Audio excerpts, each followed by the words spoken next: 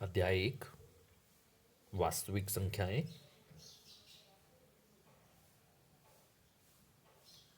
सही विकल्प चुनिए। पहला क्वेश्चन आपके लिए 96 और 404 का हाईएस्ट कॉमन फैक्टर होगा। तो जैसा कि हम जानते हैं हाईएस्ट कॉमन फैक्टर वो नंबर होता है जो दोनों को ही विभाजित करता है, दोनों दी हुई संख्याओं को विभाजित करता है, बड़ी से बड़ी संख्या होती है। तो यदि हम देखें तो 96 जो है वो 120 से विभाजित नहीं होता, 10 से भी विभाजित नहीं होता। तो 120 और 10 जो है इसका हाईएस्ट कॉमन फैक्टर नहीं हो सकता। यदि हम 3 की बात करते हैं तो 3 जो है वो 96 को विभाजित तो करता है लेकिन 404 को विभाजित नहीं करता, क्योंकि अंकों का योगफल यहाँ यहाँ जो है वो 8 है। 8 जो है वो 3 से विभाजित नहीं होता, इसलिए इसका आंसर जो है वो ए, सी और डी नहीं होगा। और हाईएस्ट कॉमन फैक्टर यदि देखें तो 4 जो है वो 96 को भी विभाजित करता है और 404 को भी विभाजित करता है, इसलिए इसका करेक्ट आंसर होगा बी वाला। फिर से आपके लिए क्वेश्चन है 12 और 15 का हाईएस्ट कॉमन फैक्टर। तो जैसा कि हम अभी समझ चुके, वह है बड़ी से बड़ी संख्या जो दोनों को ही विभाजित करती है। तो 10 से तो 12 विभाजित नहीं होता, 5 से 12 विभाजित नहीं होता, तो सी और डी इसका आंसर नहीं है। आंसर या तो 3 है या फिर 4 है। तो यदि हम 4 की बात करें तो 4 से 12 विभाजित होता है लेकिन 15 विभाजित नहीं होता, तो आंसर 4 भी नहीं है। 3 से अगर देखेंगे तो दोनों ही विभाजित हो जाते हैं, इसलिए इसका हाईएस्ट कॉमन फैक्टर जो है वो 3 होगा। नेक्स्ट क्वेश्चन आपके लिए, दो संख्याओं का गुणनफल दिया हुआ है और उनका एलसीएम दिया हुआ है, तो हमको एचसीएफ ज्ञात करना है।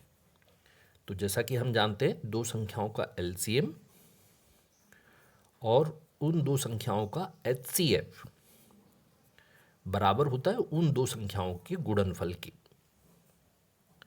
यहाँ जो आपको दिया हुआ है वो दो संख्याओं का गुणनफल दिया हुआ है और उनका एलसीएम भी दिया हुआ है। तो हमको एचसीएफ फाइंड करना है। इस फार्मूले का अगर हम उपयोग करें तो एचसीएफ जो है वो हो जाएगा हमारे पास 32/8। आप देख सकते हैं यहाँ ये गुणे में है, दूसरे साइड जाएगा तो भाग में जाएगा, भाग देंगे तो 8 से 4 बार कट जा रहे हैं, तो हाईएस्ट कॉमन फैक्टर जो है वो हमको मिल जाएगा 4। करेक्ट आंसर दिख रहा है, ये पर आपको टिक लगाना होगा। नेक्स्ट क्वेश्चन फिर से आपके पास 4 और 7 का महत्तम समापवर्तक। तो महत्तम समापवर्तक वह संख्या है जो दोनों को विभाजित करती है।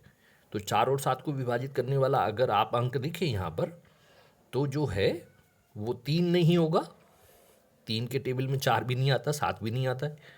2 के टेबल में जो है वो 4 आता है लेकिन 7 नहीं आता है। 4 के टेबल में 4 और 7 दोनों, 4 तो आता है लेकिन 7 नहीं आता है। तो इसका जो करेक्ट आंसर होगा वो होगा ए वाला। नेक्स्ट क्वेश्चन है आपके लिए 5, 15, 20 का एलसीएम और एचसीएफ जो है उसका अनुपात आपको ज्ञात करना है। तो जैसा कि हम जानते हैं 5 को हम लिख सकते हैं 5 गुणित 1, 15 जो है उसको हम लिख सकते हैं 3 गुणित 5, और 20 यदि लिखना चाहें तो वो होगा हमारे पास 2 गुणित 2 गुणित 5। तो पहले हम एलसीएम निकाल लें। एलसीएम यदि देखेंगे तो जो घातें हैं वो जो गुणनखंड है उनकी सबसे बड़ी घात आती है, 2 की घात हमको लिखना पड़ेगा 2, 3 की घात 1 और 5 की घात भी 1। 5 की घात 1, सभी में 5 एक बार आ रहा है। 3 जो है वो केवल एक बार ही ये दिख रहा है, सबसे बड़ी घात 3 की 1 है और 2 की घात 2 दिख रही है। 20 में 2 की घात 2 है, इसलिए यहाँ पर एलसीएम हो जाएगा 4 गुणित 3 गुणित 5, मतलब हो गया आपके पास 60 के बराबर। एचसीएफ की बात करेंगे, हाईएस्ट कॉमन फैक्टर जो सभी में कॉमन दिख रहा है वो 5 ही है। हाईएस्ट कॉमन फैक्टर 5 हो गया। अब इनका अनुपात यदि हम लेंगे तो हो जाएगा 60:5। 60:5, 5 से अगर भाग देंगे तो 5 ही कम 5, 5 से ये 12 बार कटेगा। तो इसका जो करेक्ट आंसर होगा आप देख पा रहे हैं वो है आपके पास डी वाला।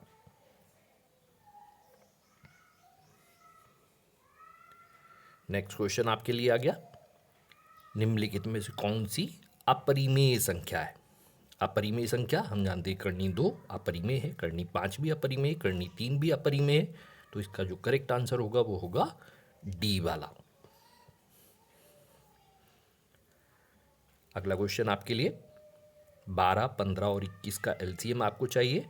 तो आप देखिए 12 को लिख सकते हैं 2 की घात 2 गुणित 3। 15 को आप लिख सकते हैं 3 की घात 1, 5 की घात 1, 5 दिया 15। 21 जो होगा वो हो जाएगा 3 गुणित 7, 7 दिया 21। तो एलसीएम यदि आप लेंगे तो आपको यहाँ पर गुणनखंड की बड़ी घात लगाना है। तो 2 की घात आप देख पा रहे हैं 2 होगी, 3 की घात 1 होगी, 1 5 की घात होगी और 1 7 की घात होगी। इनको हल करेंगे आप, 4 गुणित 5 कर लीजिए 20 हो जाता है, 7 या 21 हो जाता है। 21 गुणित 20 करेंगे 420 होना चाहिए।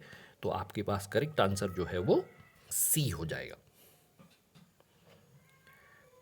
नेक्स्ट क्वेश्चन आपके लिए, यदि दो संख्याओं का गुणनफल 135, उनका हाईएस्ट कॉमन फैक्टर दिया हुआ है 3 है, एलसीएम ज्ञात करना है, तो फिर हमको सेम फार्मूला ही यूज़ करना है कि एलसीएम इंटू एचसीएफ बराबर होता है दो संख्याओं का गुणनफल, मतलब 135।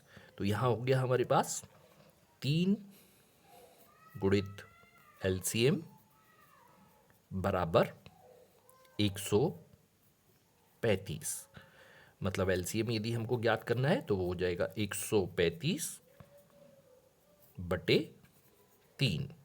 3 से आप भाग दे दीजिए, 3 से 4 बार कट रहा है और फिर 5 बार कट रहा है, मतलब आपका आंसर हो जाएगा 45। तो इसका जो करेक्ट आंसर है वो है 45।